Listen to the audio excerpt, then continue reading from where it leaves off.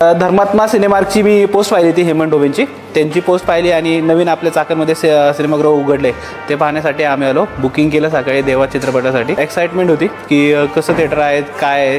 2 screen दिसत होत्या आपल्या बुक माय शोला, तर मी एक्साइटमेंटमध्ये आलो. रिक्लायनर सीट्स आहेत, सोफा सीट्स आहेत, परत कॅज्युअल पण सीट्स आहेत. तर ओव्हरऑल खरं तर आमच्या भागात असं थिएटर नाहीच आहे अजून, म्हणजे चाकण, राजगुरुनगर झालं, मंचर झालं, ह्या भागामध्ये हे थिएटर असं नाहीच आहे. पण जेव्हा इथं आलो तर जेव्हा एंट्रन्स केला तर खूप सारे छान ॲम्बियन्स केलं यांनी आणि picture quality first class, sound quality पण फर्स्ट क्लास, सिटिंग अरेंजमेंट पण फर्स्ट क्लास.